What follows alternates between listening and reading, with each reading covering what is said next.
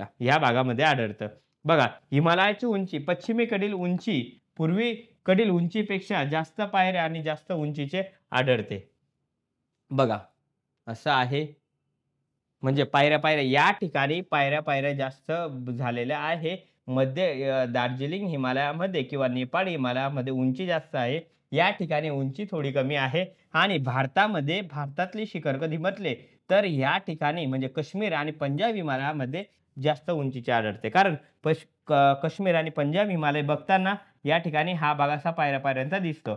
म्हणजे अशी ट्रिक्स इथे लक्षात ठेवा. शिंपी झाला का म्हणजे हे हे ठिकाण बनलेले आहे. म्हणजे इथे शिवालिक टेकड्या सर्वात खालती दिसतात. नंतर पीर पंजाल इथे दिसतात. पीर पंजाल नंतर झास्कर दिसतात. नंतर लडाख दिसतात आणि नंतर काराकोरम दिसतात. आणि भारतातलं सर्वात जास्त उंचीचं जे ठिकाण आहे मित्रांनो, हे सुद्धा काराकोरम रांगेमध्ये आढळतं. 8,611 मीटर हे K2 हे ठिकाण काराकोरम रांगेमध्येच आहे. या हिमालयाचे 3 भाग पडतात. 3 भाग म्हणजे कोणते? एक बृहद हिमालय आहे, एक मध्य हिमालय आहे आणि एक शिवालिक टेकडी आहे. आता आपण एक बघू. त्यानंतर हे असे आडवे भाग बघू, नंतर असे उभे भाग बघू. म्हणजे उभे भाग कोणकोणते असे बघू. पंजाब आणि काश्मीर हिमालय हा पहिला हिमालय बघू. नंतर आपण कुमाऊ हिमालय बघू. कुमाऊ हिमालय तो झाल्यानंतर आपण दार्जिलिंग किंवा नेपाळ हिमालय बघू आणि तो झाल्यानंतर पूर्व हिमालय किंवा आसाम हिमालय आपण असे बघू. म्हणजे असे आडवे भाग आणि असे उभे भाग आपण आता डिटेलमध्ये. अजून सुद्धा मी हिमालय शिकवायला चालू केलेलं नाही. फक्त हिमालयाबद्दल बेसिक माहिती सांगत होतो तुम्हाला इथे. ही बेसिक माहिती. त्यापैकी लांबी लक्षात ठेवा 2400, रुंदी लक्षात ठेवा 1200 ते 400 किलोमीटर पर्यंत. पश्चिमेकडून पूर्वेकडे जाताना रुंदी ही कमी होत जाते. अशा पद्धतीने लक्षात ठेवायचं आहे.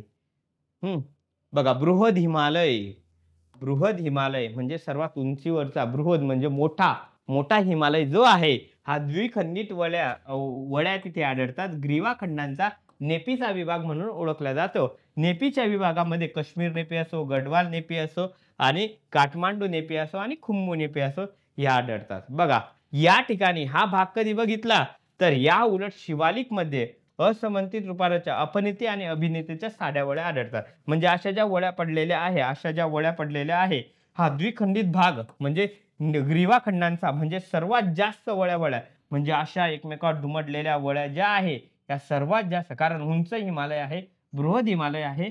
ह्या बृहद हिमालयामध्ये सर्वात जास्त वळ्या आढळतात आणि आपला खालचा शिवालिक हिमालय कधी बघितला तर हा कमी वळ्या आढळतात. कारण तो कमी उंचीचा आहे म्हणजे टेकड्यांचा भाग आहे. इथे हे लक्षात ठेवू शकतात. कोणत्या भागामध्ये काय म्हणतात हे सुद्धा सांगितलेलं आहे.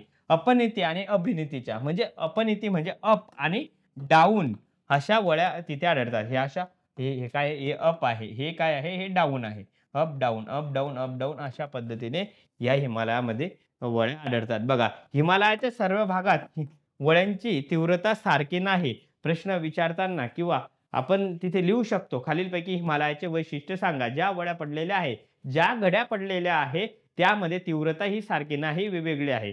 विचार करा कशा पद्धतीने सारखी असणार आहे. तर हिमालयाचे टप्पे आपण बघत आहोत. बघा, हिमालयाची निर्मितीचे टप्पे. आता सुरुवात पहिल्यांदा कुठल्या हिमालय निर्मिती झाला आहे. जास्कर आणि लडाख पर्वतरांगा 1 नंबर निर्माण झाल्या. नंतर बृहद हिमालयामध्ये बघा करोल पीर पंजाल असो सर्वात मोठी रांग आहे. हिमालयात सर्वात मोठी रांग कोणती?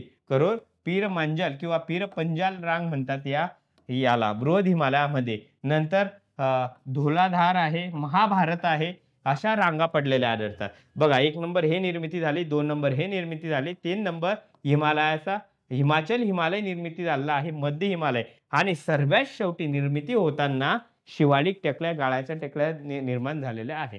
बघा, अशा सर्वात बृहद हिमालय म्हणताना हा 1 नंबर निर्मिती झाला आहे. या निर्मितीमध्ये जास्कर आणि लडाख रांग ही 1 नंबर निर्मिती झाली.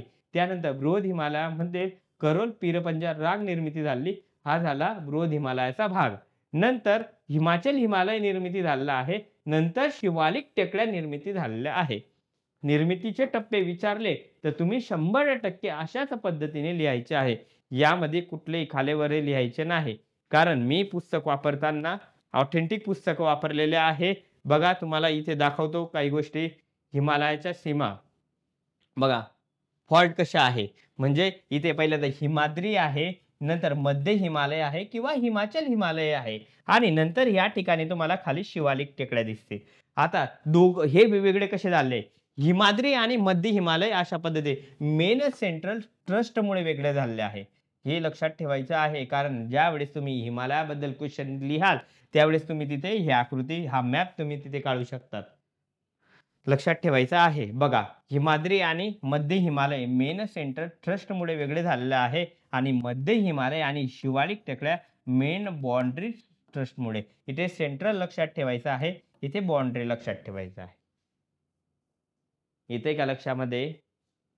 अशा पद्धतीने आणि खालती गाळाचा मैदानी प्रदेश आहे. हा गाळाचा मैदानी प्रदेश आपण पुढचा विभाग जो बघणार आहे, ह्या हिमालयीन फ्रंटल फॉल्टमुळे वेगळा झाला. इथे फ्रंटल आहे कारण पहिलाच आहे ना म्हणून फ्रंटल आहे, ह्या बाउंड्री आहे आणि हा सेंट्रल आहे. अशा पद्धतीने तुम्ही लक्षात ठेवू शकता. त्यापैकी आता आपण एक चालू करू शिवालिक टेकड्या. शिवालिक टेकड्या बघा, काश्मीर पासून तर आसामपर्यंत अशा शिवालिक टेकड्या पसरलेल्या आहे. इथे काश्मीर ते आसामपर्यंत या आहे आणि या शिवालिक टेकड्यांची एकूण अशी जी लांबी आहे, ही एकूण लांबी किती आहे? 2400 किलोमीटर पर्यंत एकूण लांबी तुम्हाला आढळते आणि ही जी उंची आहे म्हणजे यामध्ये उंचीचे जे टेकड्या आहे, या 600 पासून तर 1500 मीटर पर्यंत उंचीचे शिखर तुम्हाला किंवा उंचीच्या टेकड्या तुम्हाला या ठिकाणी दिसतात. या ठिकाणी दून भाग सर्वात मोठा दून भाग केलेला आहे. तर डून म्हणजे काय? दोन पर्वतांमधील भूभाग याला डून म्हणतात. बरोबर. बघा इथे लक्षात ठेवायचं हे दोन पर्वत आहे. या दोन पर्वतांमधील जो भूभाग आहे, ह्या भागाला काय म्हणतात? डून भाग असे म्हणतात. असं लक्षात ठेवायचं आहे. त्यापैकी ह्या डून भागापैकी सर्वात मोठा जो भाग आहे, आपला डेहराडून आहे. डेहराडून सर्वात मोठा. कारण डेहराडूनची एकूण जी लांबी आहे, ही 75 किलोमीटर पर्यंत आहे आणि ही जी रुंदी आहे, ही रुंदी 15 ते 20 किलोमीटर पर्यंत रुंदी पसरलेली आहे. असा एकटाच डूनचा भाग नाही, अनेक डूनचे भाग आहे. म्हणजे त्या ठिकाणी बघा, पाटली डून असो, कोटली डून असो, चुंबी डून असो, कोटली डून असो, खूप आहे डून, असे 2 पर्वतांमधला भूभागाला डून म्हणतात. शिवालिक टेकड्या बघतोय मित्रांनो, माझ्याकडे व्यवस्थित लक्ष द्यायचं आहे. बघा, काश्मीर ते पंजाब 2 पर्वतामधील सपाट भूभाग ह्या सांगितला मी तुम्हाला. शिवालिक टेकड्यांमधून डून सर्वात काय आहे? डेहराडून आहे. या भागात करेवा मृदा आढळते.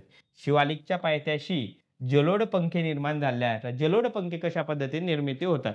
बघा, शिवालिक टेकड्या अशा आहे. या शिवालिक टेकड्या इथे आकृती काढतो. अशा शिवालिक टेकड्या आहेत ज्यावेळेस पाणी जास्त जोरात वाहतं आणि उंचीवरून खाली उतरतं, त्यावेळेस पाण्याने वाहून आणलेला जो गाळ आहे किंवा जे दगड गोटे आहे, असे हे दगड गोटे असे पसरलेले आहे. म्हणजे भाबर म्हणतोय. अशा या जलोढ ह्या टेकड्याच्या पायथ्याशी असे पंखे निर्माती केलेले आहेत. तुम्हाला माहिती आहे तिथून मोठमोठ्या नद्या म्हणजे सिंधू नदी असो, गंगा नदी असो, यमुना नदी असो, खूप नद्या आहे. ब्रह्मपुत्रा नदी असो, अशा नद्या त्या भागातून वाहत येतात. त्यावेळेस अशा पद्धतीने अशी जलोढ पंखे निर्मिती पायथ्याशी जलोढ पंखे निर्मिती झालेले आढळतात. आणि हा जो दगड गोट्यांचा समूह आहे, हा जो समूह आहे याला काय म्हणतात? भाबर असे म्हणतात. लक्षात ठेवायचं आहे.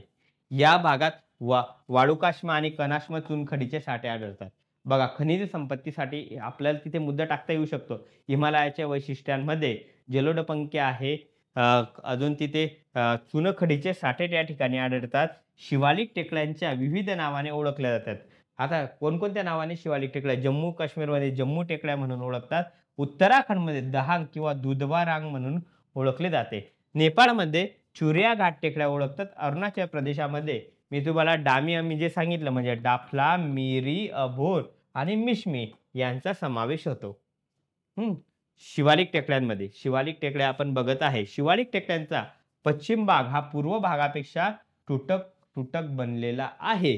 कारण हा इकडचा पश्चिम भाग आहे बघा, हा असा पश्चिम भाग आहे, हा पूर्व भाग आहे. कारण पश्चिम भागातून या ठिकाणून सिंधू नदी वाहते, या ठिकाणून यमुना नदी वाहते, या ठिकाणून गंगा नदी वाहते आणि नंतर घागरा असो म्हणजे बऱ्याचशा नद्या आहे, रामगंगा असो या कोसी असो, ह्या नद्या अशा वाहत येतात आणि हा जो भाग आहे पश्चिमेकडचा भाग हा तुटक बनलेला आहे. म्हणून पश्चिम भागापेक्षा पूर्व भाग कमी हे तुटक आहे आणि पूर्व भागापेक्षा पश्चिम घाट हा जास्त तुटक बनलेला आहे. अशा पद्धतीने लक्षात ठेवायचं आहे. बघा, वाहणाऱ्या नद्यांचं प्रमाण जास्त आहे. नद्यांनी वाहून आणलेल्या गाळापासून स्तरित आणि रूपांतरित खडकापासून शिवालिक टेकड्यांची निर्मिती झाली आहे. हिमालयाची निर्मिती बेसाल्ट अग्निजन्य खडक मी सुरुवातीला सांगितलं आणि शिवालिक टेकड्यांची निर्मिती कशापासून झाली आहे? बघा, स्तरित आणि रूपांतरित खडकापासून. आणि शिवालिक टेकड्यांची निर्मिती कुठल्या कालखंडात झाली आहे? प्लायोसिन कालखंडामध्ये झाले आहे. हे कालखंडांवर सुद्धा लेक्चर घेईल मी मित्रांनो. मृदेचे सर्वाधिक झीज शिवालिक टेकड्यांमध्ये होते. मृदा झीज होते. सर्वात जास्त मृदा झीज कुठल्या टेकड्यांमध्ये होते? शिवालिक टेकड्यांमध्ये होते. इथे तुम्ही लक्षात ठेवू शकतात. बघा, शिवालिक पर्वत रांगेत पश्चिमेकडून पूर्वेकडे जाताना वनस्पतींचे आच्छादन वाढते. बघा, ही पश्चिम भाग आहे, हा पूर्व भाग आहे. आता वनस्पतींचे आच्छादन या ठिकाणी काय होईल? जास्त मोठ्या प्रमाणात वाढेल. बघा, मी तुम्हाला सांगितलं या ठिकाणी बघा वनस्पतीचे आच्छादन वाढलेले आहे. वनस्पती या ठिकाणी वनस्पतीचे आच्छादन वाढल्यामुळे या ठिकाणी पावसाचं प्रमाण कसं असेल? पावसाचे प्रमाण या ठिकाणी कसं असेल? तर जास्त असेल. या ठिकाणी लोकसंख्या कशी असेल? या भागापेक्षा चांगली लोकसंख्या असेल. इथे हे लक्षात ठेवायचं आहे. या ठिकाणी उद्योगधंदे कसे असेल? या भागात जास्त उद्योगधंदे असेल. या ठिकाणी कसे असेल? वनस्पतीचे आच्छादन आहे. म्हणजे या भागामध्ये उद्योगधंदे हे कमी प्रमाणात असतील. लिहायचं कसं, बोलायचं कसं हे एकदा तुम्हाला जमलं मित्रांनो, काही प्रॉब्लेम नाही. बघा, शिवालिक ते पश्चिमेकडून पूर्वेकडे जाताना वनस्पतीचे आच्छादन आढळते. नेपाळमध्ये दाट वने, पंजाब आणि हिमाचल प्रदेशामध्ये विरळ वने आहे. तुम्ही बघितले या ठिकाणी अरुणाचल प्रदेश आहे, आसाम आहे. या ठिकाणी मोठ्या प्रमाणात वने जास्त आढळतात आणि पर्जन्याचं प्रमाण सुद्धा या ठिकाणी चांगलं आहे. बघा, नंतर आहे करेवा मृदाचा भाग, म्हणजे जी मृदा सागर तळाशी निर्मिती होणारी मृदा, आणि त्या मृदेला कुठली मृदा म्हणतात? केरवा मृदा असे म्हणतात. बघा, म्हणजे उंचावलेल्या भूप्रदेशामध्ये या मृदेमध्ये केशरचे उत्पादन जास्त घेतले जाते. काश्मीरमध्ये स्थानिक नाव म्हणून याला काय म्हणून ओळखले जाते? वदर म्हणून ओळखले जाते. भारतात जाफरान केसर प्रसिद्ध आहे जम्मू काश्मीरमध्ये. मित्रांनो, तुम्हाला समजत आहे का? माझ्याकडे प्रॉपर लक्ष द्यायचं आहे, बरोबर. मी तुम्हाला काही गोष्टी वाचून दाखवत आहे, काही गोष्टी प्रॉपर समजावून दाखवत आहे. ज्या ठिकाणी समजवण्याचा भाग आहे तो भाग मी तुम्हाला समजावून दाखवत आहे. एकही भाग तुमचा सुटणार नाही. सागर तळाशी निर्मिती होणाऱ्या मृदेला काय म्हणतात? केरवा मृदा असे म्हणतात. केरवा मृदेमध्ये केसरचे उत्पादन हे जास्त घेतले जाते आणि हे केसरचे उत्पादन सर्वात जास्त कुठे? जम्मू काश्मीरमध्ये घेतात. आणि जम्मू काश्मीरमध्ये किंवा भारतामध्ये सर्वात जास्त जाफरान हे केसर प्रसिद्ध आहे. 2 नंबरचा जो भाग आहे, आपण आता लघु हिमालय बघू किंवा त्याच हिमालयाला मध्य हिमालय सुद्धा म्हणतात, हिमाचल हिमालय सुद्धा म्हणतात आणि लेसर हिमालय सुद्धा म्हणतात. या हिमालयाची एकूण रुंदी बघा किती आहे मित्रांनो? रुंदी ही जी रुंदी आहे, अशी रुंदी, ही उंची, ही अशी रुंदी आणि ही अशी लांबी. ही जी रुंदी आहे ही 60 किलोमीटर ते 80 किलोमीटर पर्यंत रुंदी पसरलेली आहे. आणि सरासरी ही जी उंची आहे 4500 मीटर पर्यंत सरासरी उंचीचे शिखर या ठिकाणी आढळतात. लघु हिमालयात थंड हवेचे ठिकाणे आढळतात. आता थंड हवेचे ठिकाणे बघा, कोणकोणते थंड हवेचे ठिकाणे आहे? शिमला आहे, मसुरी आहे, रानीखेत आहे, नैनिताल आहे, अल्मोडा आहे, दार्जिलिंग आहे. मित्रांनो, थंड हवेचे ठिकाणे या ठिकाणी म्हणजे पर्यटनाचा विकास कसा झाला असेल? जास्त पर्यटनाचा विकास झालेला आहे. खोरे कधी बघितले तर काश्मीर खोरे आहे, कांगरा खोरे आहे, कुलू मनाली आहे आणि काठमांडू दरी आहे. या दऱ्या सुद्धा लघु हिमालयामध्ये आढळतात. आणि विविध रांगा कधी बघितल्या तर विविध रांगांमध्ये पीरपंजर रांग आहे, धोलाधार रांग आहे, मसुली आहे, नागतिब्बा आहे आणि महाभारत रांग सुद्धा लघु हिमालयामध्ये आहे. लघु हिमालयाचे वैशिष्ट्य लिहिताना तुम्हाला हा टॉपिक कव्हर होईल मित्रांनो. परंतु यावेळेस असा प्रश्न विचारला जाईल, हिमालयाचे वैशिष्ट्य सांगा किंवा हिमालयाबद्दल वर्णन करा, असा प्रश्न विचारला जाईल. मग हिमालयाचे वैशिष्ट्य किंवा वर्णन करताना तुम्ही भारताची नैसर्गिक सीमा असा पॉईंट टाकू शकतात, पर्यटनाचा विकासाचा पॉईंट टाकू शकतात, फळ उत्पादन जास्त प्रमाणात आहे असा पॉईंट टाकू शकतात, बारमाही वाहणाऱ्या नद्या मोठ्या प्रमाणात आहे असा पॉईंट टाकू शकतात, पूर्व भाग पश्चिम भाग वनाच्छादन जास्त कमी, मी तुम्हाला जो सांगितला तो पॉइंट टाकू शकतात. म्हणजे असे भरपूर मुद्दे आहे. विचार करा आणि त्यातून नद्या या ठिकाणी हिमनद्या आणि नद्यांचे वैशिष्ट्ये तुम्ही इथे टाकू शकता. इथलं प्राणी जीवन, आदिवासी लोकसंख्यांचं बद्दल तुम्ही पॉइंट टाकू शकतात. प्राण्यांबद्दल तुम्ही पॉइंट टाकू शकतात.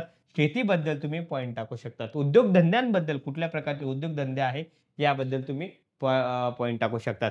खेळ कोणकोणते खेळ हिमालयामध्ये चालतात याबद्दल तुम्ही पॉइंट टाकू शकता. समजतंय ना? म्हणजे एक इथल्या इथे बघा मी तुम्हाला कितीतरी 10-12 पॉइंट सांगितले हिमालयाबद्दल आणि हे बाकीचं हे तर होतच आहे आपलं. बघा रांगा कोणकोणत्या आहे? पीरपंजर आहे, धौलाधार आहे, मसुरे आहे, नागटिब्बा आहे आणि महाभारत आहे. वनाच्छादन आणि पावसाचे प्रमाण या ठिकाणी कसे आहे? जास्त प्रमाणात वनाच्छादन आहे आणि पावसाचे प्रमाण आहे. म्हणून या ठिकाणी मृदा धुपीचे प्रमाण कसे आहे? अधिक आहे. मोठ्या प्रमाणात आढळते आणि लेसर हिमालयामध्ये उतारावर कुरणांचा प्रदेश आहे. म्हणून तुम्ही इथे पशुपालन सुद्धा टाकू शकतात. काश्मीरमध्ये या पशुपालनाचा जो प्रदेश आहे याला काश्मीरमध्ये काय म्हणतात? मर्ग असे म्हणतात. म्हणजे असे मर्ग तयार झाले आहे. कोणकोणते? मग गुलमर्ग असो, तनमर्ग असो, सोनमर्ग असो. आणि हा जो कुरणांचा भाग आहे मित्रांनो, याला उत्तराखंडमध्ये काय म्हणतात? बुग्याल म्हणतात किंवा पयर असे म्हणतात. एक गोष्ट लक्षात ठेवायची. बुग्याल, पयर, इथे मर्ग, कुरणांचा प्रदेश आणि मी तुम्हाला कुठला पॉइंट नवीन येईल हा सुद्धा सांगितला. ग्रेटर हिमालयातील भूतियाज हा आदिवासींचा समूह बुगयाल येथे उन्हाळ्यात स्थलांतरित करतात. स्थलांतरित शेती संबंधित तुम्ही पॉइंट तिथे टाकू शकतात. बघा नैसर्गिक सौंदर्य पर्यटनाने समृद्ध प्रदेश आहे. शिमला आहे, रानीखेत आहे, चक्रता आहे, मसुरी आहे, नैनिताल आहे, अल्मोडा आहे, दार्जिलिंग आहे असे थंड हवेचे ठिकाणे आढळतात. तर पीरपंजाल लेसर हिमालयातील पर्वतरांग आहे. ही काश्मीर मधील सर्वात लांब रांग आहे आणि ही रांग झेलम आणि बियास नद्यांच्या दरम्यान आहे. पीरपंजाल रांग कोणकोणत्या? झेलम आणि बियास या नद्यांच्या दरम्यान आहे. हे सुद्धा इथे लक्षात ठेवायचं आहे. अजून हिमालयात चालू आहे. अजून बऱ्याच वेळ म्हणजे हे पूर्ण लेक्चर हिमालयीन पर्वतरांगावर होईल. प्रत्येकाने लक्ष द्यायचं आहे. पुढे बृहद हिमालय बघू आता मित्रांनो आपण. बृहद हिमालय किंवा त्याला ग्रेटर हिमालय म्हणतात किंवा हिमाद्री हिमालय सुद्धा म्हणतात किंवा उंच हिमालय म्हणतात. याचा विस्तार कधी बघितला तर नंगा पर्वत या ठिकाणी नंगा पर्वत आहे आणि या ठिकाणी काय आहे? नामचा बर्वा पर्यंत याचा विस्तार पसरलेला आहे. लांबी कधी बघितली? सर्वात जास्त लांबी आहे याची 2500 किलोमीटर पर्यंत याची लांबी आहे आणि रुंदी कमी रुंदी आहे म्हणजे याची रुंदी फक्त 25 किलोमीटर पर्यंत रुंदी आहे. आणि उंची सरासरी कधी बघितली तर 6000 मीटर उंचीपेक्षा जास्त उंचीचे या ठिकाणी शिखर आहे. मी तुम्हाला सांगितलं पहिल्यांदाच 14 जे शिखर आहे या 14 शिखरांची उंची हे 8000 मीटरपेक्षा जास्त आहे. 20 शिखरांची उंची किती आहे? 7500 पेक्षा जास्त आहे. पहिल्यांदाच सांगितलं. हिमालयातील सर्वात लांब पर्वतरांग कधी म्हटली तर बृहद हिमालय, ग्रेटर हिमालय किंवा हिमाद्री हिमालय हे आहे. बघा केंद्र भाग जो बनलेला आहे या हिमालयाचा आर्कियन खडकापासून बनलेला आहे. आर्कियन खडक म्हणजे सर्वात पहिल्यांदा खडकांची निर्मिती होताना पहिल्यांदा आर्कियन खडकाची निर्मिती झाली आहे. नंतर धारवाडची निर्मिती झाली आहे. नंतर कडप्पाची निर्मिती झाली आहे. नंतर विंध्यन खडकाची निर्मिती झाली आहे. हे खडक कालखंड सुद्धा मी तुमचे पुढे घेणार आहे. आता आपण फक्त हिमालय शिकत आहोत म्हणून आता हिमालयाबद्दल माहिती बघू. बघा सर्वात उंच शिखर नामचा बर्वा आहे मित्रांनो, अरुणाचल प्रदेशमध्ये आहे. पूर्व हिमालयामध्ये जे आढळतं नामचा बर्वा अरुणाचल प्रदेश मधलं सर्वात उंच शिखर आहे आणि जगातील सर्वात उंच किंवा अखंड सलग पर्वतरांग म्हणून कधी ओळखली जात असेल तर आपली हिमाद्री हिमालय आहे. परंतु नद्यांच्या शरण कार्यामुळे या नद्यांची सलगता म्हणजे या रांगेची सलगता काय होत आहे? कमी होताना तुम्हाला दिसेल. लक्षात ठेवायचं आहे. अखंड आता म्हणजे अखंड तरी बघा जे आपलं लघु हिमालय होता किंवा हिमाचल शिवालिक टेकड्या होत्या. या शिवालिक टेकड्यांमध्ये ही रांग तुटलेली आहे. हे अखंड नाही, ही पण थोड्या प्रमाणात तुटलेली आहे. ही रांग तुम्हाला कशी अखंड आढळेल आणि काही ठिकाणी फक्त म्हणजे यापेक्षा कमी जगातील सर्वात अखंड रांग कधी म्हटली तर आपली ही आहे हिमाद्री हिमालय. ग्रेटर हिमालय उत्तरेकडील किंवा अगदी आतील रांग म्हणून ओळखली जाते. ही पर्वतरांग ग्रॅनाइट व नीस स्फटिकांपासून तयार झालेले आहे. कालांतराने पर्वतरांगेवर गाळाचे संचयन झाले आहे. ग्रेटर हिमालयामध्ये शिवालिक व लेसरच्या तुलनेने कमी पर्जन्य होते. आता पर्जन्य कशा पद्धतीने होणार आहे? कमी तर होणारच आहे. तुम्हाला माहिती आहे कमी पर्जन्य झाल्यामुळे या ठिकाणी कुठला भाग निर्मिती होणार आहे? बघा, पावसाचं प्रमाण कमी म्हणजे वनस्पती काय असेल? कमी असेल. कुरणांचा प्रदेश काय असेल? कमी असेल. मध्य हिमालय म्हणजे कुरणांचा प्रदेश असेल परंतु तो जास्त प्रमाणात कुरणांचा, परंतु वनस्पतींचा प्रदेश कसा असेल? जास्त. या ठिकाणी हवामान कसं असेल? अति थंड असेल. लक्षात ठेवायचं आहे. हां, या पर्वतरांगात असमान वळ्या अशा आढळतात. असमान म्हणजे अशा वळ्या पडलेल्या आहेत. दक्षिण बाजूला तीव्र उतार आहे. म्हणजे या ठिकाणी म्हणजे आपल्याकडे दक्षिणेकडचे तुम्ही पिक्चरमध्ये बघितलं असेल, मूव्ही बघितली असेल, तुम्हाला त्या ठिकाणी दिसलेलं असेल की दक्षिण बाजूला तीव्र उतार असेल तर उत्तर बाजूला कसा आहे? मंद उतार तुम्हाला या ठिकाणी बघायला मिळतो. यास काय म्हणतात? हॉकबॅक म्हणतात. हॉकबॅक ही संकल्पना तुम्ही लक्षात ठेवू शकता. हॉकबॅक म्हणजे काय? दक्षिण बाजूला तीव्र उतार आणि उत्तर बाजूला मंद उतार. याला काय म्हणतात? हॉकबॅक असे म्हणतात. ग्रेटर हिमालय बर्फ पातळी कधी बघितली? स्नो लाईन कधी बघितली? पश्चिम बाजू म्हणजे ही जी पश्चिम बाजू आहे, पश्चिम बाजूस पूर्व बाजूच्या तुलनेने उंच आहे. कारण उंच आहे या पूर्व बाजूवर कमी उंच भाग आढळतो. कारण का? इथे अरुणाचल प्रदेश आहे. या ठिकाणी वनांचा आच्छादन आहे. या ठिकाणी पावसाचं प्रमाण जास्त आहे. म्हणून ही भाग कसा आहे? तुलनेने उंच आढळतो. तुम्ही या ठिकाणी लक्षात येईल. याचा अर्थ पूर्वेला खालच्या भागामध्ये बर्फ आढळतो तर पश्चिम भाग हा पूर्व भागाच्या तुलनेने कमी आर्द्रता असल्यामुळे यामध्ये फरक निर्मिती झाली आहे. बघा, पश्चिम भाग हा पूर्व भागाच्या तुलनेचे कमी आर्द्रता आहे म्हणून असा फरक तुम्हाला दिसतो. डिस्क्रिप्टिव्ह पॅटर्न मध्ये लिहिताना अशा पद्धतीने तुम्ही डिटेलमध्ये लिहू शकता.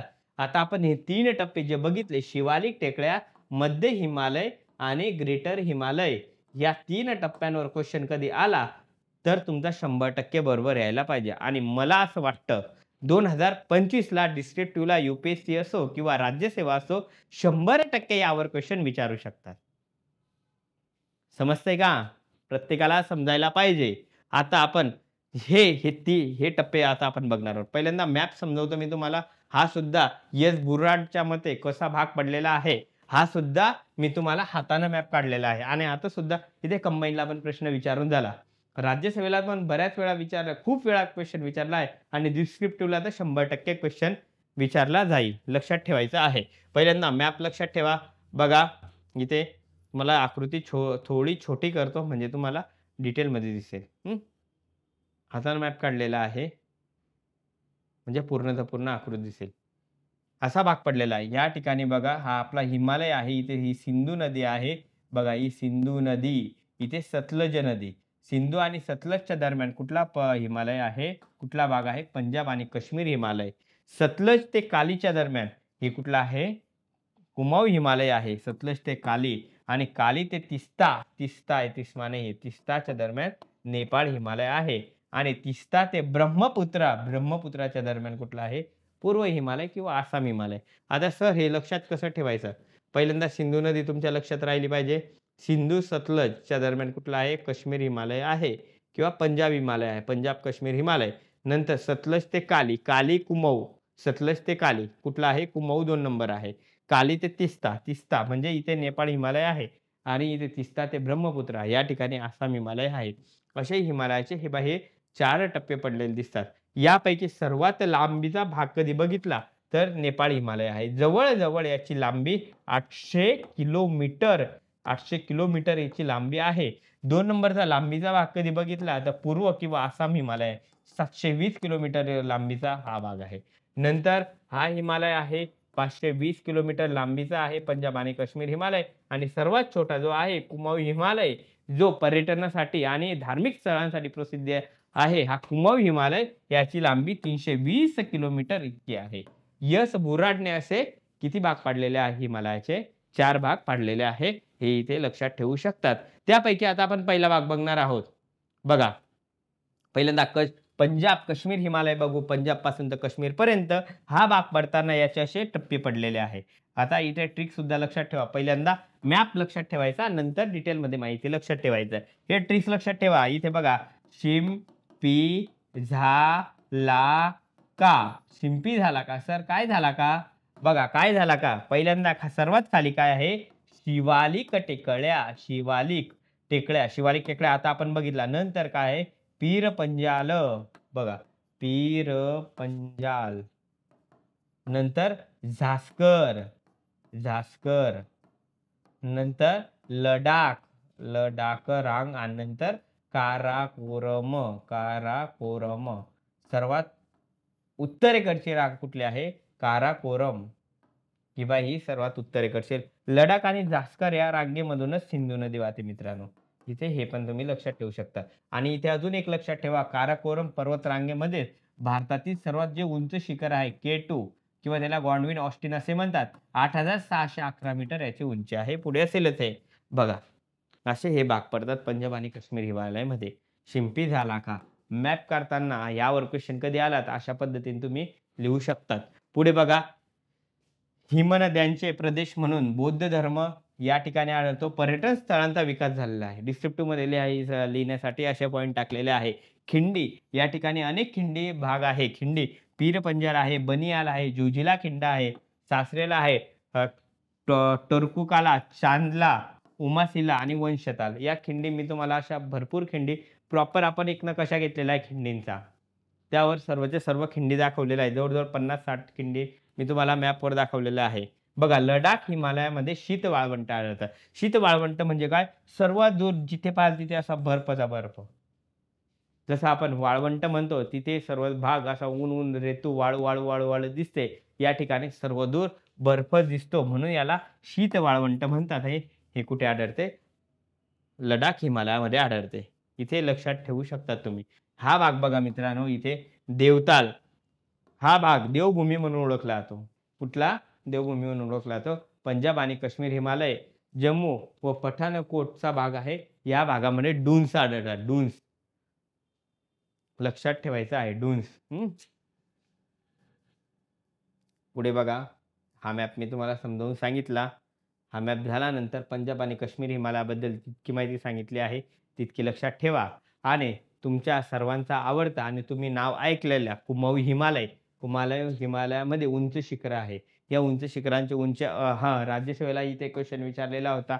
मी तुम्ही म्हणाल की सर मला प्रत्येक याची उंची का नाही लिहून दिली, परंतु मी हे शिखर उंचीनुसारच लावलेले आहे. उंचीनुसार योग्य क्रम लावा असा प्रश्न विचारलेला होता. सर्वात जास्त कुमाऊ हिमालयामध्ये उंचीचं जे शिखर आहे हे कुठलं आहे, नंदादेवी आहे. 2 नंबर कुठला आहे, कामेत आहे. यांच्या उंच्या मी पुढे दिलेल्या आहे. 3 नंबर उंची त्रिशूळ आहे, नंतर बद्रीनाथ आहे, नंतर द्रोणागिरी आहे, नंतर केदारनाथ आहे, नंतर शिवलिंग आहे, नंतर गंगोत्री आहे. असे उंचीचे शिखर आहे आणि ह्या क्रमनुसार आहे. मी असं लक्षात म्हणजे अशी ट्रिक्स लक्षात ठेवलेली. नंदा काय काम करते, त्रिशूळ घेते आणि नंतर बद्रीनाथकडे असं फेकते, आणि इथे बघा बद्रीनाथकडे द्रोणागिरी ठिकाणी केदारनाथ बसलेले असतात आणि ते काय करतात, शिवलिंगावर गंगोत्रीने काय करतात, पूजा करतात. अशा पद्धतीने म्हणजे मी माझ्या वैयक्तिक ज्यावेळेस मी अभ्यास करायचा याचा, त्यावेळेस मी अशा पद्धतीने ट्रिक्स लावून हे लक्षात ठेवलेले होते.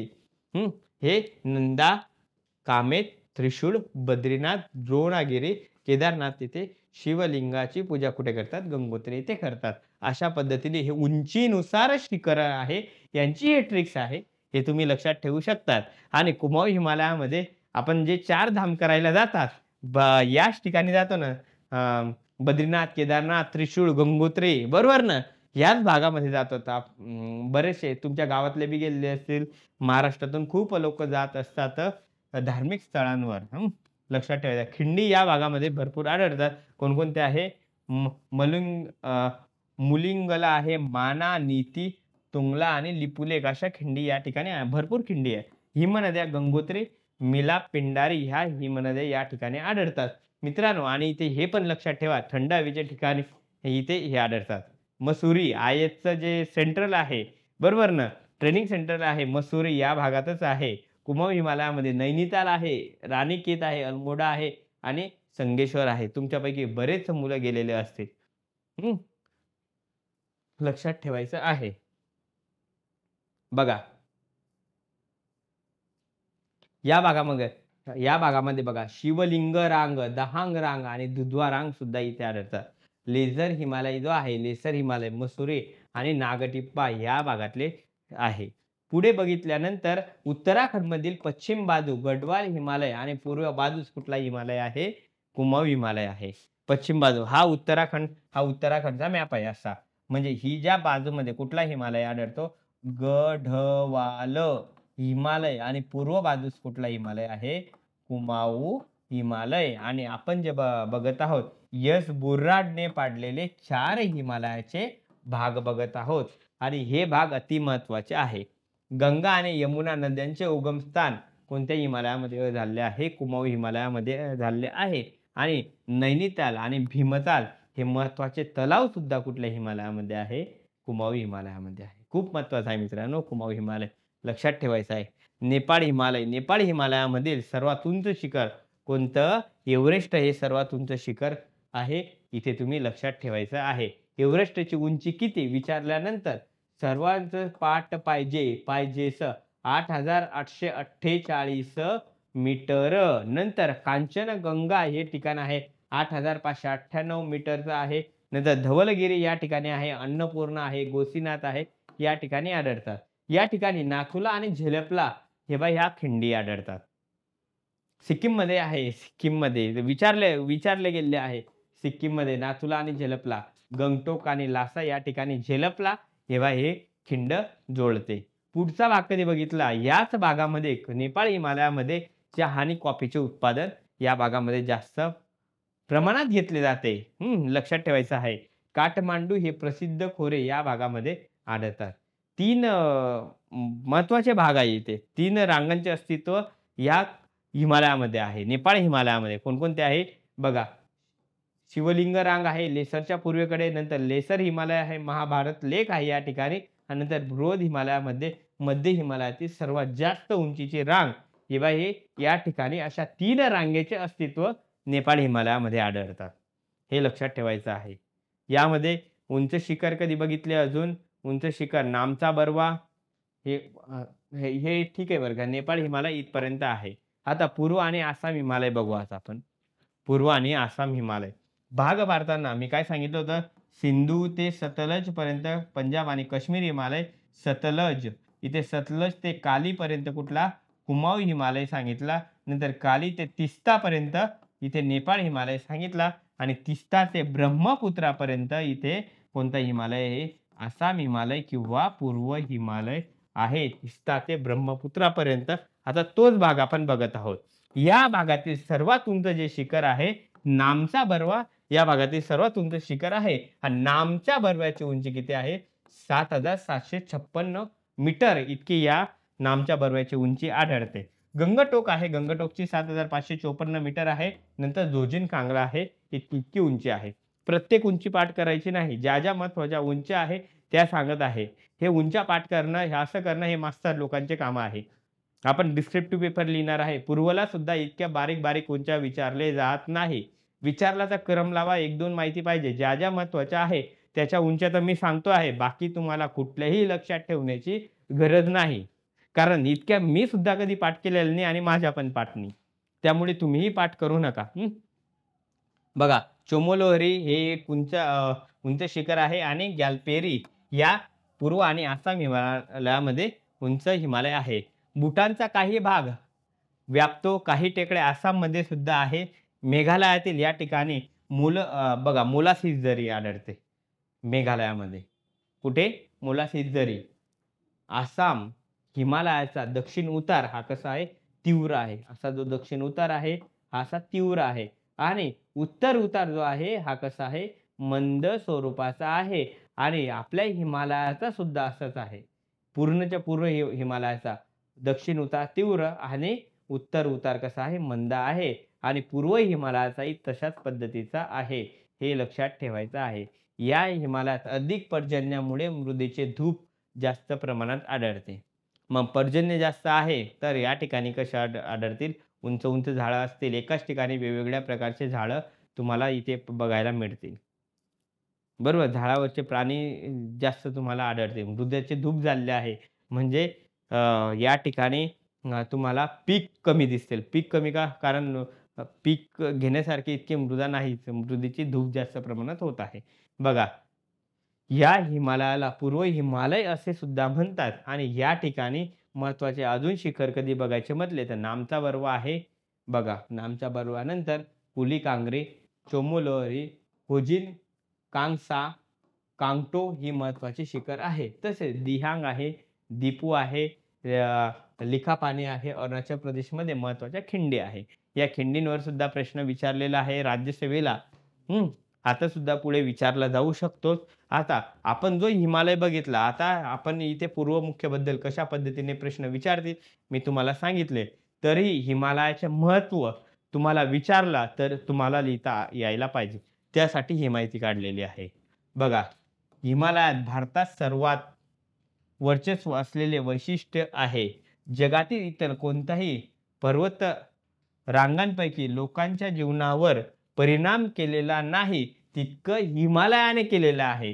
हिमालयाने भारताच्या संदर्भात राष्ट्राचे नशीब घडवलेले आहे आणि हिमालय हे भारताचे शरीर, आत्मा आहे. बघा, अतिशय विशेष परिणाम हिमालय ही भारतातील राष्ट्रीय पर्वत प्रणाली आहे. मित्रांनो, ज्यावेळेस आपण लिहितो त्यावेळेस महत्त्व लिहिताना अशा पद्धतीने आपली सुरुवात झाली कधी? मी तुम्हाला सांगितलंय सुरुवात किती शब्दांमध्ये झाली पाहिजे? 30 ते 50 शब्दांमध्ये आपली सुरुवात पाहिजे. नंतर हे 120 ते 150 शब्दांमध्ये आपला बॉडीचा भाग पाहिजे आणि नंतर कन्क्लुजनचा भाग 30 ते 50 शब्दांमध्ये पाहिजे. त्यावेळेस आपल्याला चांगले मार्क भेटतील. अशा पद्धतीने खालील मुद्दे आहेत जे भारतासाठी हिमालयात महत्त्वाचे स्पष्ट करतात. बघा, हवामानाचा प्रभाव झालेला आहे. हवामानाचा प्रभाव तुम्हाला माहिती आहे. हवामानाचा प्रभाव कशा पद्धतीने? बघा, हिमालयाची उंची आहे, लांबी आहे, दिशा यामुळे आपल्या देशाच्या हवामानावर प्रभाव टाकण्यात हिमालय खूप महत्त्वाची भूमिका बजावतो. ते बंगालच्या उपसागराकडून आणि अरबी समुद्रातून येणारे उन्हाळी मान्सून प्रभावी रोखतात. उन्हाळी जो मान्सून यायला पाहिजे हा रोखला जातो आणि पर्जन्यवृष्टी कशी आहे? पर्जन्यवृष्टी करतात. याशिवाय ते बघा प्रतिबंध करतात. मध्य आशियातील थंड खंडीय वायू भारतात प्रवेश करण्यापासून हिमालय आळवले जाते. बघा, हिमालय नसता तर जसा पूर्णचा पूर्ण आपला भारताचं हवामान कसं राहिलं असतं? थंड राहिलं असतं. म्हणजे आता मान्सून कसे रोखतात? मी तुम्हाला ज्यावेळेस हवामान शिकवेल त्यावेळेस सुरुवात अशी सांगणार आहे मान्सून शिकवताना. बघा, आपला हा हिमालय आहे आणि हिमालय झाल्यानंतर आपला हा भारताचा नकाशा आहे. बघा, नैऋत्य मान्सून येताना या ठिकाणी बघा, इथे अरबी समुद्रावरून वाहणारे वारे, बंगालच्या उपसागरावरून वाहणारे वारे. या ठिकाणी वारे वाहिले की एक शाखा कुठे जाते? गंगेच्या खोऱ्यामध्ये जाते. एक शाखा या ठिकाणी जाते, बंगालच्या उपसागरावरून येणाऱ्या. या ठिकाणी इथे भरपूर पाऊस पडतात. उंच उंच टेकड्या असल्यामुळे परत पाऊस पडतात. परंतु हे वारे इथूनच उंच टेकड्या याच्या पलीकडे जाऊ शकत नाही. म्हणून हे वारे काय होतात? रोखले जातात. म्हणून परत आपल्याकडे परतीचा मान्सून येतं. बघा, या भागानं हवामानावर काय केलेलं आहे? प्रभाव केलेला आहे. ज्या थंड वायू लहरी आहे या ठिकाणी भारतात येत हिमालय नसता तर पूर्णच्या पूर्ण भारतात आल्या असत्या आणि पूर्णच्या पूर्ण भारतात आल्या असत्या तर सर्वच्या सर्व हवामान कसं राहिलं असतं? थंड राहिलं असतं. विचार करा, पाण्याचा प्रभाव जास्त थंड हवामान राहिलं असतं तर किती नुकसान काय काय झालं असतं? भारत हा जगातील असा देश आहे त्यामध्ये उन्हाळा आहे, हिवाळा आहे आणि पावसाळा आहे. तिन्ही असे ऋतू भारतामध्ये आढळतात. बघा, हिमालयाच्या अनुपस्थितीत पर्जन्यवृष्टीच्या अनुपस्थितीमुळे संपूर्ण भारतीय उपखंड थंड वाळवंट बनला असता. मी तुम्हाला आत्ताच सांगलं, थंड हवामानाच्या प्रभावाखाली हिवाळा तीव्र झाला असता. नवीनतम हवामानाच्या अभ्यासानुसार पश्चिम हिमालयाकडील जेट प्रवाहाच्या 2 शाखांमध्ये विभाजन करण्यास जबाबदार आहे. अशा प्रकारे मान्सूनमध्ये अत्यंत महत्त्वाची भूमिका कोणाची आहे? हिमालयाची आहे. ज्यावेळेस हिवाळ्यामध्ये जेट वाहतात. बघा, हिमालयाच्या वरून 3 किलोमीटर जेट वारे वाहत असतात. त्या ठिकाणी इथे तिबेटचे पठार आहे. या भागातलं तापमान वाढतं. त्यामुळे या ठिकाणी दोन शाखा निर्मिती होतात. एक शाखा या साईडला जाते आणि दुसरी शाखा वर उत्तरेकडे जाते. बघा, हे सुद्धा इथे थंडे वारे अशा पद्धतीने आळवले जात असतात. म्हणून हवामानावर किती प्रभाव केलेला आहे, हवामानाचा प्रभाव म्हणून आपण आता मी तर इतकीच माहिती लिहिली. अजून आपण 1-2 पान लिहू शकत होता. परंतु इतकी माहिती पुरेपूर झाली. एकदम महत्त्वाची माहिती लिहिलेली आहे आणि तुम्हाला मी सांगितलं ते डिटेलमध्ये सांगितलेलं आहे. मॅपमध्ये सुद्धा तुम्हाला कशा पद्धतीने प्रभाव पडलेला आहे हिमालयाचा भारताच्या हवामानावर हे तुम्हाला डिटेलमध्ये मी समजावून दिलं. प्रॉपर व्यवस्थित लिहायचं आहे. दुसरं महत्त्व कधी बघितलं तर नद्यांचे स्रोत आहे इथे. बघा देशातील जवळ सर्व महान नद्यांचे स्रोत, सर्व ज्या मोठमोठ्या नद्या आहे, हे हिमालयातच आहे. प्रचंड पाऊस आणि मोठमोठे हिमक्षेत्र, मोठमोठ्या हिमनद्या भारतातील बलाढ्य नद्यांनी पोषक बनलेले आहे आणि उन्हाळ्यात बर्फ वितळल्याने नद्यांच्या कोरड्या हंगामातही पाणी मिळते. म्हणजे बारमाही नद्या हिमालयामुळे आहे. थंड प्रदेश आहे. तापमान वाढलं जातं. तापमान वाढल्यामुळे बर्फ वितळतो आणि नद्यांना बारमाही पाणी भेटते. म्हणूनच निसर्गात बारमाही असतात. या नद्या बारमाही वाहत असतात. हिमालयीन नदी त्यांच्या शेकडो नद्या, उपनद्या आणि उपनद्यांसह संपूर्ण उत्तर भारतीय मैदानामध्ये जीवनाचा आधार बनलेला आहे. म्हणून तुम्ही गंगेचे खोरे कधी बघितले तर त्या गंगेच्या खोऱ्यामध्ये सर्वात जास्त लोकसंख्या गंगेच्या खोऱ्यामध्ये आहे. कारण त्या ठिकाणी पाण्याचं प्रमाण चांगलं आहे. म्हणून लोक एकवटलेले आहे. नैसर्गिक साधन संपत्ती चांगल्या पद्धतीने आहे. म्हणून लोक एकवटलेले आहे. संरक्षणाच्या दृष्टिकोनातून हिमालय कधी बघितला तर हिमालय बघताना तुम्हाला माहीत आहे की या ठिकाणी आपला हिमालय आहे. या ठिकाणी अफगाणिस्तान आहे, या ठिकाणी पाकिस्तान आहे, इथे नेपाळ आहे, इथे भूतान आहे, इथे चीन आहे, इथे म्यानमार आहे. म्हणजे हिमालयाला लागून हे इतके देश आहे. म्हणून सुरुवातीच्या काळापासून हिमालयाने भारताचे बाह्य आक्रमणापासून संरक्षण केलेले आहे आणि संरक्षण अडथळा म्हणून हिमालय हा आपला काम करत असतो. म्हणून नैसर्गिक सीमा मी तुम्हाला असं सांगितलं 1962 मध्ये चीनने भारतावर आक्रमण केले आणि हिमालयाचे संरक्षण बऱ्यापैकी महत्त्वाचे ठरले आणि महत्त्व बऱ्याच प्रमाणात कमी झालेले आहे. आधुनिक युद्ध तंत्रज्ञानात प्रगती होत असताना हिमालय संरक्षण दुर्लक्षित करता येणार नाही. कारण का हिमालयाने भारताचे नैसर्गिक संरक्षण केले आहे. लक्षात ठेवायचं आहे. जलविद्युत केंद्र बघा इथे जलविद्युत केंद्र हिमालयीन प्रदेश जलविद्युत निर्मितीसाठी वापरल्या जाणाऱ्या अनेक ठिकाणी उपलब्ध आहे. काही ठिकाणी अनेक नैसर्गिक धबधबे आहेत. काही ठिकाणी नद्यांवर धरणे बांधलेले आहेत आणि हिमालयीन नद्यांची प्रचंड ऊर्जा क्षमता असून योग्य वापराच्या प्रतीक्षेत आपण ते आहे. अजून म्हणजे जलविद्युत प्रदेशाची सुद्धा म्हणजे जलविद्युताची सुद्धा या ठिकाणी प्रगती अजून मोठ्या प्रमाणात होऊ शकते. पण आहे आता होईल हळूहळू प्रगती. बघा वनसंपत्तीचं महत्त्व बघू. हिमालय वनसंपत्तीने खूप समृद्ध आहे. उंची आहे. हिमालयात उष्णकटिबंधीय ते अल्पाईन पर्यंत वनस्पती आच्छादन दर्शवतो.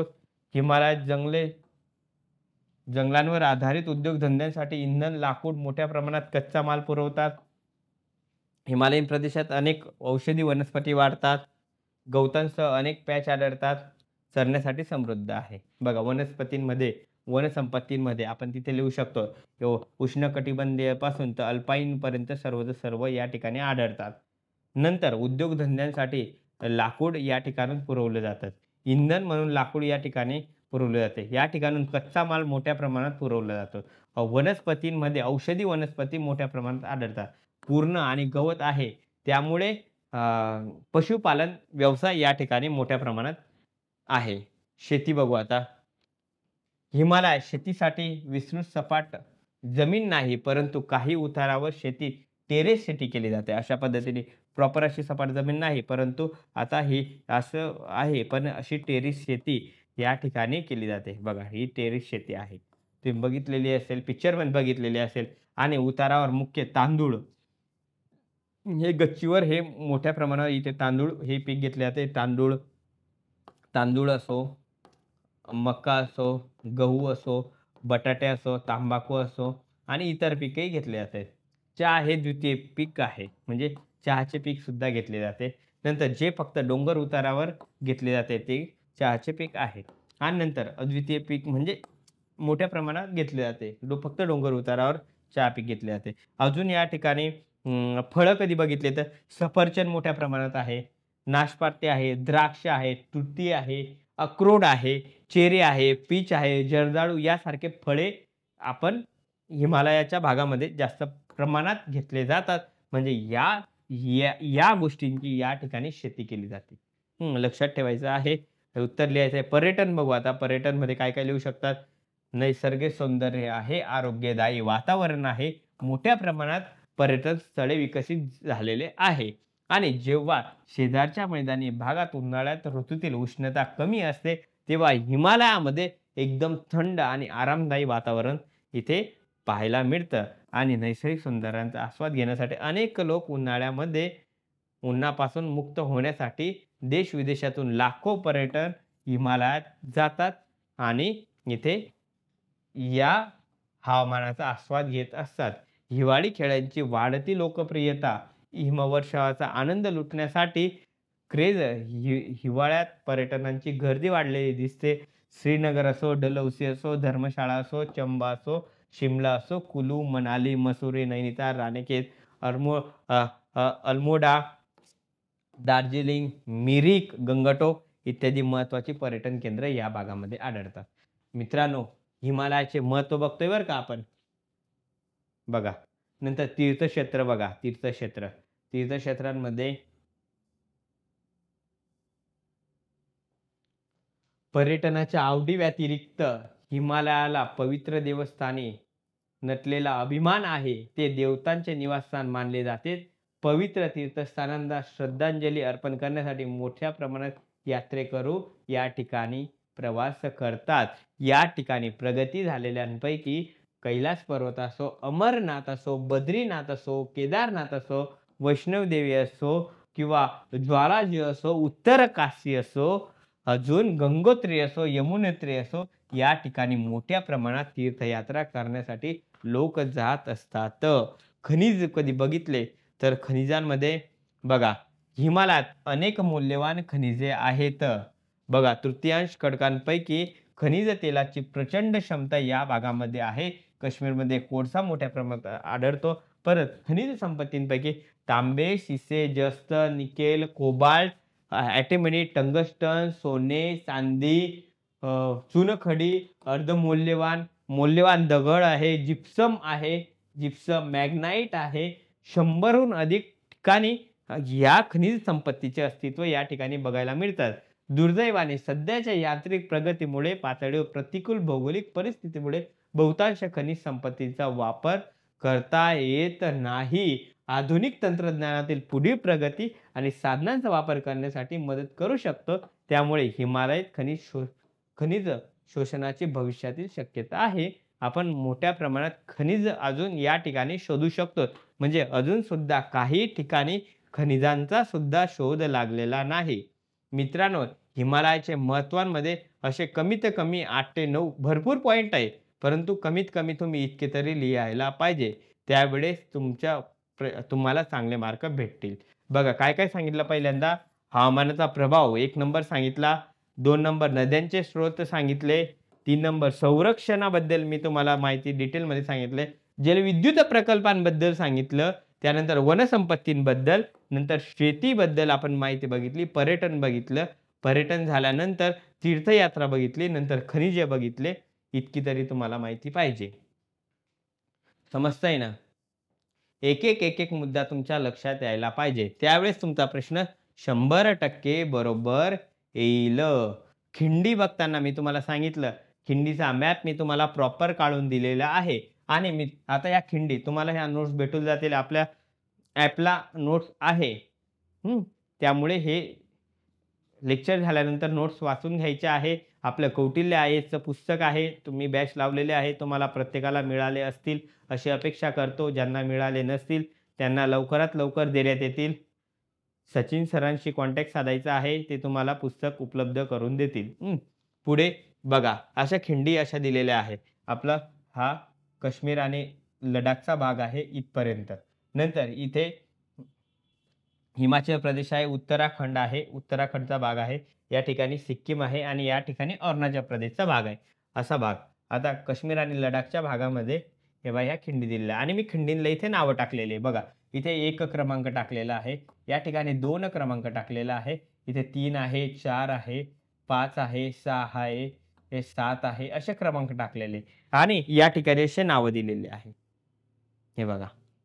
म्हणजे बघा मिंजटका कुठे आहे? 1 नंबरवर आहे. बघा सुंजरम कुठे आहे? 2 नंबरवर आहे. अगिलखिंड कुठे आहे? या ठिकाणी अगिलखिंड आहे. क्वारतांगला कुठे आहे? इथे 4 नंबरवरही क्वारटांगला आहे किंवा काराकोरम खिंड म्हणतात. लनकला कुठे आहे? इथे आहे 5 नंबरवर बघा. केपसंगला कुठे आहे? 6 नंबरवर आहे. नंतर 7 नंबर जारला आहे, इथे जारला आहे. 8 इमिसला आहे, 8 नंबरवर आहे. बघा 9 नंबरवर शिपकीला आहे, या ठिकाणी शिपकीला खिंड आहे. मित्रांनो, मी तुम्हाला अशा खिंडींची नावं टाकून दिलेली आहे, की 12 झाल्यानंतर 13, 14, 15, 16, 17, 18, 19, 20 पर्यंत अशा 19 खिंडी या ठिकाणी तुम्हाला दाखवलेल्या आहे. या ठिकाणी म्हणजे कुठे जम्मू काश्मीरच्या भागामध्ये, लडाखच्या भागामध्ये, हिमाचल प्रदेशमध्ये आणि उत्तराखंडमध्ये अशा 19 खिंडी दाखवलेल्या आहे. नंतर या भागातल्या सिक्कीम म्हणजे नथुला आणि झेलपला हे हे सिक्कीममध्ये आहे. इथे ए आणि बी नाव टाकलेलं आहे. नंतर बोमडिला, बुमला, तुंगला, अजून शुंगला, दिहांग, दिफर, कुमिजोंग, चौकन हे खिंडी या ठिकाणी अरुणाचल प्रदेशामध्ये अशा ABCDEFGHI असे नावं टाकलेले आहे. म्हणजे तुम्हाला पूर्वला प्रश्न आला किंवा मुख्यला प्रश्न आला, तुम्हाला अशा पद्धतीने मॅप काढता येईल आणि पूर्वला प्रश्न आला तर तुम्हाला कोणत्या राज्यात कुठल्या खिंडी आहे हे ओळखता येईल. इथे ह्या मॅपमध्ये डिटेलमध्ये दिलेलं आहे. बरोबर. आता याच्यापेक्षा जास्त शिकवण्याची गरज नाही, कारण मी तुम्हाला हे कितीही जास्त सांगितलं तरी हा भाग तुमच्या शॉर्ट टर्म मेमरीमध्ये लक्षात राहील. तुमचं 5-10 मिनिटं, 15 मिनिटं, 20 मिनिटं हे तुमच्या लक्षात राहील. नंतर तुम्हाला ते परत वाचावंच लागेल. त्यामुळे ज्या ठिकाणी कन्सेप्टचा भाग आहे तो मी तुम्हाला डिटेलमध्ये शिकवत आहे आणि जो आपला पाठांतराचा भाग आहे तो पण सांगत आहे, परंतु तो पाठांतर करायचं व्यवस्थित देऊन लक्ष देऊन लक्षात ठेवायचं आहे. इथे असं आहे, इथे असं आहे, इथे असं आहे. काही-काही मुलं हुशार असतात ते ट्रिक्स लावतात. बरोबर. आता तुम्ही राज्यसेवा UPSC करताय, तुम्ही ऑलरेडी हुशार आहे. बरोबर. पण अभ्यास करा. पुढे जाऊ आता आपण.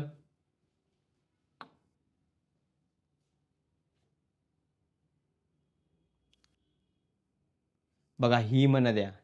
हिमनद्यांचा सुद्धा मी इथे तुम्हाला प्रॉपर मॅप काढून दिलेला आहे. इथे असं दाखवलेलं आहे. इथे बघा, इथे के दिलेला आहे म्हणजे इथे कुमाऊ हिमालयात दिलं आहे.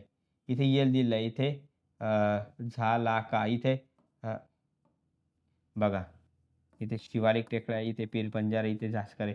इथे लडाख हिमालयामध्ये दिलं, इथे झास्कर हिमालयामध्ये दिलं आहे. म्हणजे एका वर्षी राज्यसेवेला आणि UPSCला प्रिलिमला क्वेश्चन विचारला होता. कुमाऊ हिमालयातील हिमनद्या कोणकोणत्या आहे? मग इथे बटुरा आहे, हिस्पर आहे, इथे स्कमीर आहे, नंतर शल्टोरा आहे, सियाचीन आहे कुमाऊ हिमालयामध्ये, सासियानी आहे आणि रिमो आहे. या कुमाऊ हिमालयामधल्या आहे. आणि लडाख हिमालयामधल्या इथे बघा चॉगलुमला आहे, नंतर बायफो आहे, नंतर लेह आहे आणि या ठिकाणी हे झास्कर हिमालय आहे. या ठिकाणी बघा इथे हिमाचल प्रदेश दाखवलेला आहे, HP लिहिलेलं आहे. तुम्हाला बघा मॅप मी स्वतः हाताने काढलेला आहे, पुस्तकानुसार दिलेलं नाही. मला माहीत आहे आता पुस्तकांमध्ये तो एक वरचा मॅप दाखवला आणि हा मॅप म्हणजे खिंडींचा आणि हिमनद्यांचा हे सारखे-वारखे एकाच ठिकाणी दिलेले असते, मुलं कन्फ्यूज होतात वेगवेगळे. त्यामुळे मी स्वतः वेगळे काढून दिले. हिमाचल प्रदेशमध्ये बघा सोनापानी आहे, लहू स्पिती आहे, 15 किलोमीटर लांबीची हिमनदी या ठिकाणी आढळते. या ठिकाणी तुम्हाला उत्तराखंडचा भाग दिसेल. उत्तराखंडमध्ये बघा यमुनेत्री आहे, इथे यमुनेत्री दाखवलेली आहे. इथे गंगोत्री दाखवलेली आहे. इथे चोराबारी इथे दाखवलेले आहे. नंतर इथे पिंडार दाखवलेली आहे आणि इथे मिलाम दाखवलेली आहे. असे आहे. आणि झेमू ही जी आहे 25 किलोमीटर लांबीची हिमनदी ही कुठे दाखवलेली आहे? ही सिक्कीममध्ये दाखवलेली आहे. हिमनदी. हिमनदी म्हणजे काय? हिम हिम जसं आपलं पाणी वाहतं तसे बर्फ वाहत असतो. हिमनदी वाहत असताना अशा पद्धतीने म्हणजे खालच्या बाजूने खनन कार्य मोठ्या प्रमाणात वाहतं आणि हिमनदी ही यू आकाराची दरी तयार करतात.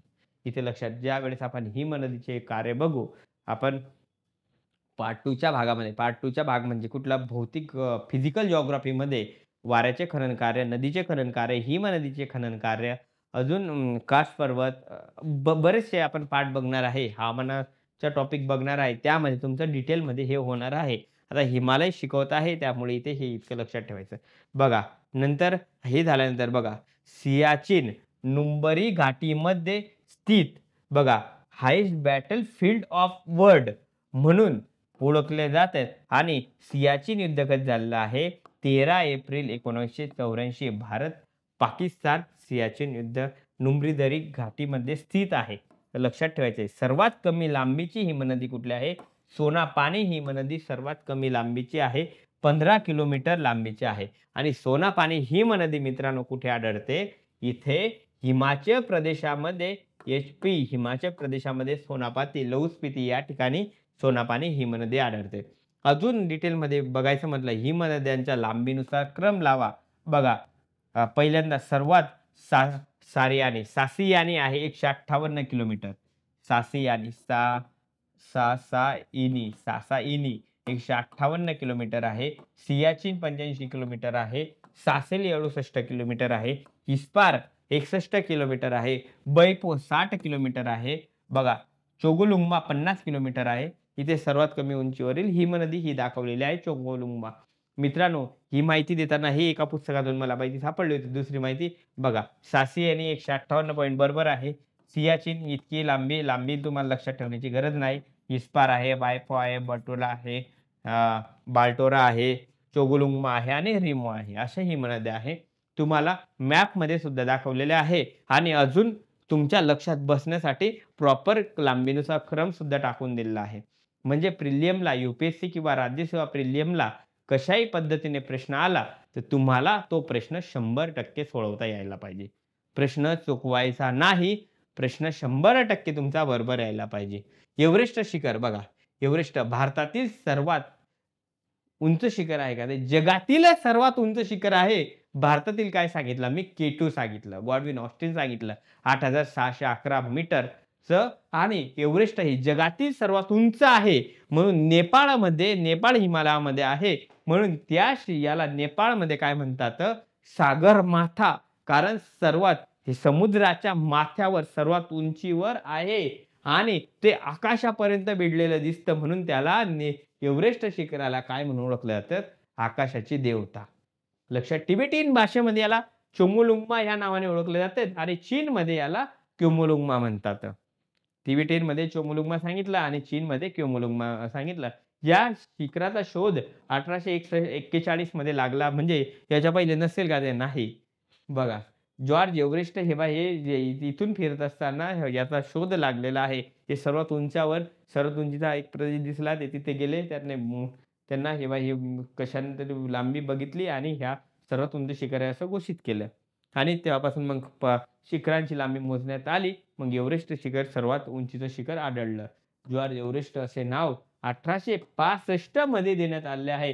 यापूर्वी याला काय नाव होते? XV नाव होते. 15 असे नाव होते XV. एव्हरेस्ट शिखराला 1841 मध्ये शोध लावलेला होता. 1865 मध्ये नाव दिलं होतं. भारतातील ज्या शिखरांबद्दल मी तुम्हाला सांगत होतो K2 बद्दल भारतातील सर्वात उंच शिखर आहे. आता सध्या हे पाकव्याप्त काश्मीरमध्ये आहे. काराकोरम रांगेमध्ये हे शिखर आढळतं. 8611 मीटर याची उंची आहे मित्रांनो. आणि काराकोरम रांगेमध्ये नद्यांचे मोठ्या प्रमाणामध्ये अस्तित्व आहे. मी तुम्हाला या ठिकाणी काराकोरम रांगांमधल्या हिमनद्या तुम्हाला दाखवल्या. किती हिमनद्या आहे बघा. काराकोरम इथे के दाखवल्या. बटुरा आहे, इस्पार आहे, अजून स्कमीर आहे, नंतर बाल्टोरा आहे, सियाचीन आहे, सासियानी आहे आणि रिमो आहे. अशा भरपूर हिमनद्या या काराकोरम रांगेमध्ये आढळतात. K2 शिखरात ब्रिटिशांनी काय नाव दिलं आहे? Godwin Austen. चीनी लोकांनी त्याला काय म्हणतात? कोगवीर हे भारतातील सर्वात उंच शिखर आहे. चीनी लोकांनी त्याला K2 ला कोगवीर असे म्हणतात. पाकव्याप्त काश्मीरमध्ये आहे सध्या. असेच शिखरांना पर्यायी नावे मी तुम्हाला इथे सांगत आहे. बरोबर. इथे बघा एव्हरेस्टचं नाव काय आहे? सागरमाता आहे. K2चं नाव काय आहे? गॉडविन ऑस्टिन आहे. कांचनगंगाचं नाव काय आहे? 5 ट्रेझर ऑफ ग्रेट स्नो. असं कांचनगंगाचं नाव आहे. लोस्तेचं नाव साऊथ पीक म्हणून लोस्तेला ओळखलं जातं, हे लक्षात ठेवा. मकालूला द ग्रेटर ग्रेट बॅक असं मकालूला म्हणतात. धवलगिरी, धवल म्हणजे कसं आहे, पांढरं शुभ्र आहे म्हणून याला व्हाईट माउंटेन असं म्हणतात.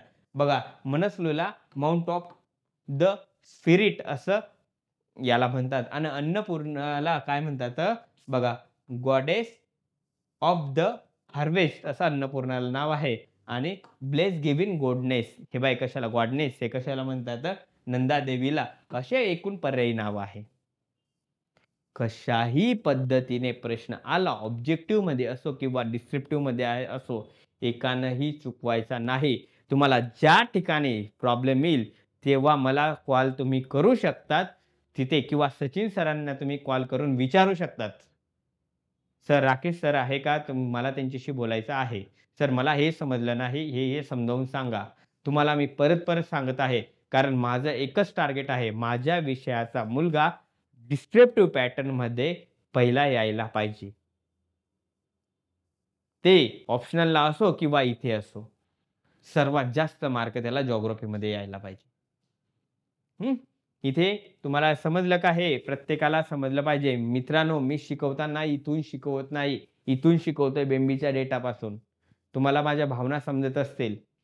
माझं एकच इच्छा आहे, की तुमचं सर्वांचं प्रत्येकाचं लक्षात राहायला पाहिजे. प्रत्येकाला समजलं पाहिजे. परत एकदा लेक्चर ऐकल्यानंतर दुसऱ्यांदा लेक्चर ऐकण्याची गरज पाहिजे नाही. बघा, महत्त्वाचे शिखर उतरत्या क्रमाने मी तुम्हाला सांगितलं होतं. नंतर मी तुम्हाला शिखराचा उतरता क्रम देतो म्हणून. बघा, माउंट एव्हरेस्ट 8,848 मीटर आहे. नेपाळ तिबेटच्या भागात आहे. कांचनगंगा 8,598 मीटर आहे. लास्ते 8,501 मीटर आहे. नेपाळमध्ये आहे. या आता इतके शिखरांची उंची पाठ करायची का? याची गरज नाही. हे शिक्षक लोकांचे काम आहे. आपण विद्यार्थ्यासारखा अभ्यास करायचा आहे. काही महत्त्वाचे 2-4 आहे, त्यांची उंची लक्षात राहिली, वाचत राहायचं. लक्षात राहते, आपोआप लक्षात राहते. मकालू आहे 8,481. चोंग्क्यू आहे 8,201. धवलगिरी आहे 8,172 नेपाळमध्ये आहे. मनसलो आहे 8,163 नेपाळमध्ये. नंगा पर्वत आहे. नंगा पर्वतचे लक्षात ठेवू शकतात. महत्त्वाचं उंची शिखर आहे. काश्मीरमधील सर्वात पश्चिमेकडचा पर्वत, पाकव्याप्त काश्मीरमध्ये कुठला म्हटला तर नंगा पर्वत हे शिखर आहे. 8,185. अन्नपूर्णा 8,091 आहे नेपाळमध्ये. बघा, ग्रेशरबूम 1 8,068 पाकव्याप्त चीन काश्मीरमध्ये आहे. ब्रॉड पीक आहे 8,047. गोसाई शीरसंगमा इतकं आहे. ग्रेशरबूम 2 इतकं आहे. नंदादेवी तुम्ही 100% लक्षात ठेवा, कारण हे कुमाऊ हिमालयातलं सर्वात उंच शिखर आहे. 7,817. 7,817 मीटर कुठला आहे? नंदादेवी आहे. कामेत 7,756 आहे. नामचा बरवा तुम्ही लक्षात ठेवू शकता, कारण का हे पूर्व हिमालयातील हे कुमाऊ हिमालयातला आहे. कुमाऊ, मी तिथे तुम्हाला उंच्या लिहून दिलेल्या नव्हता. हे पूर्व हिमालयातलं सर्वात उंच शिखर आहे. नामचा बरवा 7,756 मीटर उंचीचा आहे. नंतर गुलामंदता आहे, इतकी याची उंची आहे. तुम्हाला ही उंची दिसत असेल. त्रिशूळ, बघा, त्रिशूळ हे 7,140 मीटर आहे. बद्रीनाथ 7,138 मीटर आहे. असे हिमालयामधले उंच शिखर आहे. इतके लक्षात ठेवण्याची गरज नाही, पण वाचून घ्यायचं आहे. हे आता दिलेलं आहे. तर चॅटर्जीच्या मते हिमालयाची विभागणी 3 प्रकारात केलेली आहे. 3 प्रकारामध्ये कुठला?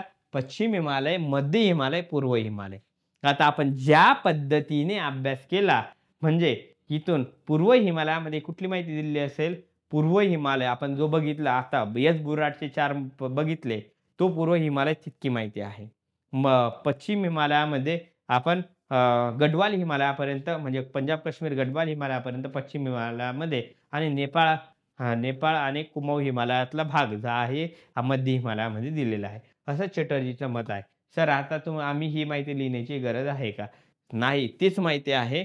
फक्त हे चॅटर्जीने असे भाग करून दिलेले आहे. 3 प्रकारात दिलेले आहे. पश्चिम हिमालय, मध्य हिमालय आणि पूर्व हिमालय. मित्रांनो, उत्तर भारतीय पर्वतरांगांबद्दल, हिमालयाबद्दल कशाही पद्धतीने प्रश्न आला तरी तुमचा 100% हा प्रश्न काय यायला पाहिजे? बरोबर यायला पाहिजे. कारण मी शिकवताना तुम्हाला प्रॉपर डिटेलमध्ये पूर्व मुख्यला कशा पद्धतीने प्रश्न विचारले जातील सर्व डिटेलमध्ये घेतलेलं आहे. सुरुवातच बघा अशा पद्धतीने केलेली आहे. महत्त्व झालं हिमालयाची निर्मिती कशी झाली, काय झालं, प्रत्येक भाग झाले सर्व डिटेलमध्ये घेतलेलं आहे. तुमच्याकडे जे पुस्तक असेल, मी तुम्हाला पहिल्यांदा पुस्तकांची लिस्ट दिलेली होती. त्यापैकी मी तुम्हाला पुस्तक सांगितले होते. ती पुस्तकांमधून हे वाचायचं आहे. एक-एक पुस्तक घ्यायचं सांगितलं होतं आणि आपलं कौटिल्य आहे तर तुमच्याकडे असेल. चला भेटू पुढच्या लेक्चरला. धन्यवाद. काही प्रॉब्लेम आला तर कॉल करू शकतात, एस-एम-एस करू शकतात मित्रांनो. धन्यवाद.